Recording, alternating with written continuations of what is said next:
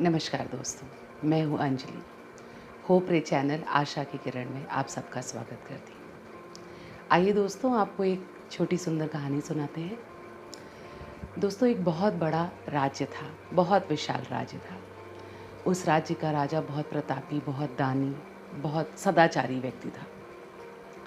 एक बार उस राज्य से बहुत सारे साधु और तपस्वी देश भर के तीर्थ स्थानों का भ्रमण करते हुए गुजर रहे थे। राजा को जब ये सूचना मिली तो राजा ने उन सभी को भोजन के लिए आमंत्रित किया। शहर राज्य में बिल्कुल उत्सव जैसा माहौल था। जगह जगह उन साधुओं के सम्मान में सभाओं का आयोजन किया गया। पूरे राज्य को सजाया गया। जगह जगह दान बांटे गए, गरीबों को दान दिए गए, तरह तरह के कार्यक्रमों का आयोजन किया गया। और राजा ने उनके लिए जिस भोज का इंतज़ाम किया, उसको एक बहुत विशाल स्थान पर खुले आकाश के नीचे बनाने की व्यवस्था करी गई। भोज का समय धीरे धीरे करीब आ रहा था। पकवान तरह तरह के तैयार हो रहे थे। उन पकवानों की खुशबू आसमान में, हवा में चारों तरफ सुगंध घोल रही थी। सभी बहुत बेचैनी से भोजन का इंतज़ार कर रहे थे। दोस्तों, भोजन बन रहा था। इसी बीच में एक छोटी सी दुर्घटना घटी जो किसी को पता नहीं चली। हुआ यूं कि ठीक उसी वक्त एक चील अपने पंजों में एक बहुत जहरीले सांप को लेकर के उड़ रहा था। उड़ते हुए उस स्थान से गुजर रहा था और सांप बेहद जहरीला था और बहुत ज़्यादा फुफकार रहा था। और सांप के फुफकारने की वजह से वो लगातार चील को काटने की कोशिश में जहर उगल रहा था।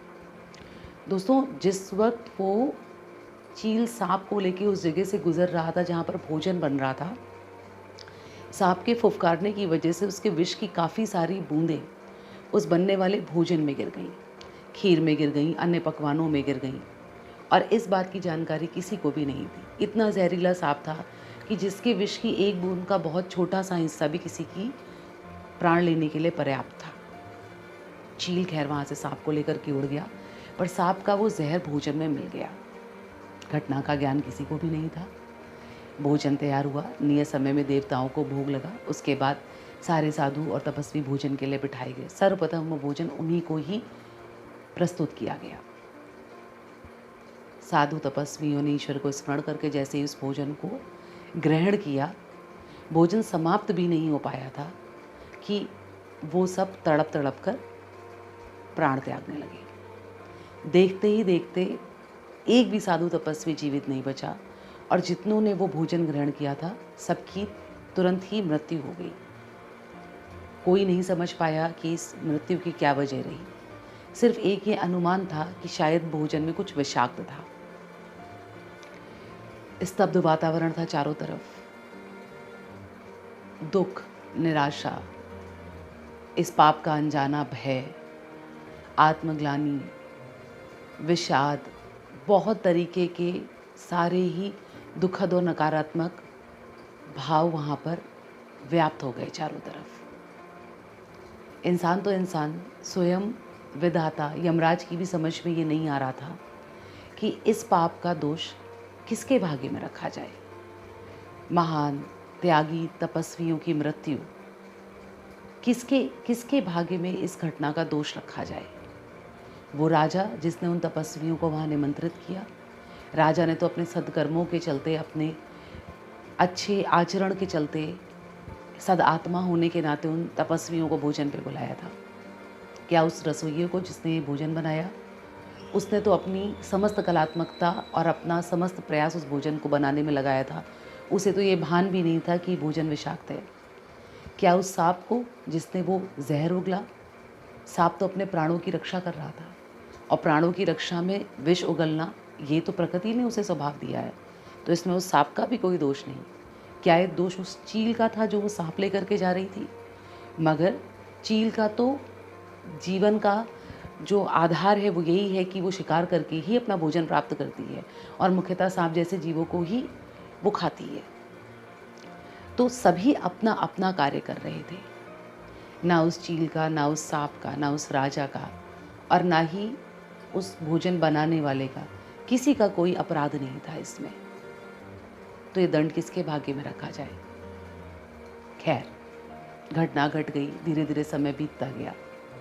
कुछ माह पश्चात उस राज्य से कुछ और ब्राह्मण होकर के गुजरे। रास्ते में उन्हें प्यास लगी तो उन्होंने देखा पास ही में कुएं पे एक महिला जल भर रही है। वो गए, उन्होंने महिला से जल मांगा, महिला ने उन्हें प्रणाम किया, जल पिलाया।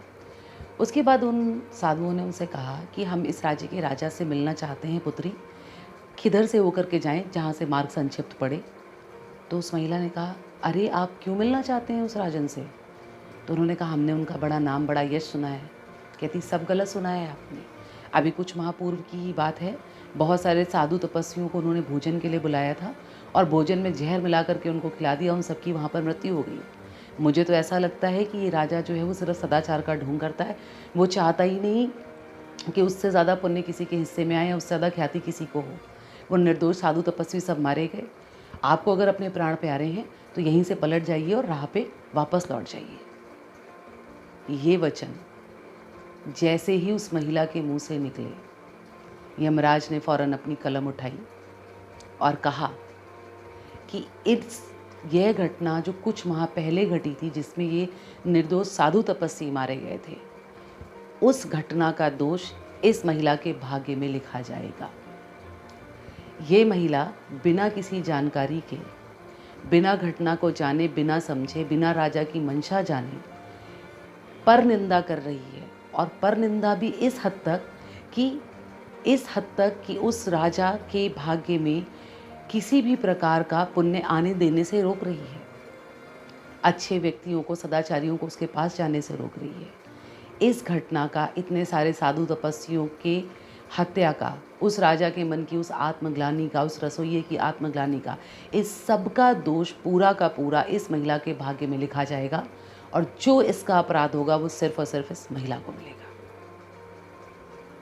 दोस्तों, सुनने में तो ये एक कहानी है, सुनने में तो आप इसे एक कोरी कल्पना भी मान सकते हैं, लेकिन आप ज़रा अगर विचार करके देखें तो आपको स्वयं समझ में आएगा कि निंदा से निकृष्ट कोई भी कार्य दुनिया में नहीं है, कोई भी कार्य दुनिया में नहीं है। दूसरों की निंदा करते वक्त हम अनजाने में उनके द्वारा किए गए कोई भी गलत कर्मों का, या उनके द्वारा अगर गलत कर्म नहीं भी हुआ हो तो भी उनके सद्कर्मों का गलत बखान करके हम ये सारे के सारे दोष अनजाने में ही अपने भाग्य में लिखते जाते हैं।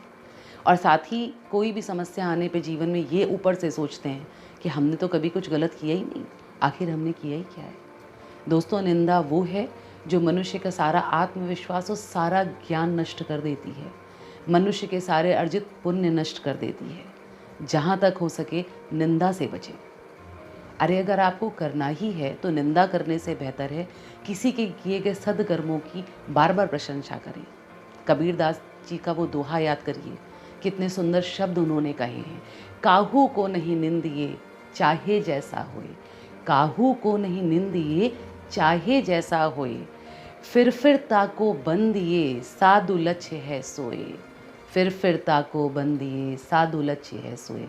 अर्थात किसी भी व्यक्ति की निंदा मत करिए, चाहे वो कितना ही बुरा आपकी निगाह में हो, चाहे वो कितना भी गलत कर रहा हो। और फिर ताको बंदिए साधु लक्ष्य है सोए, मतलब अगर आपको करना ही है तो साधु कर्मों की, किसी के भी द्वारा किए गए अच्छे कर्मों की प्रशंसा बार बार करें। यदि आप 4 व्यक्तियों में बैठे ही हैं और अगर आपका कुछ वार्तालाप करने का मन ही कर रहा है तो किसी भी व्यक्ति के किए गए सद्कर्मों की प्रशंसा बार बार करिए। यदि आप देखेंगे तो आपको अपने चारों तरफ सद्कर्म ही नज़र आएंगे जो लोगों ने किए होंगे।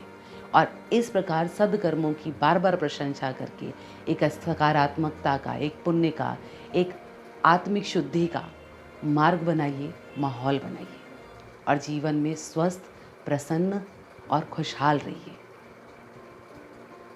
गुड लक दोस्तों। Thank you.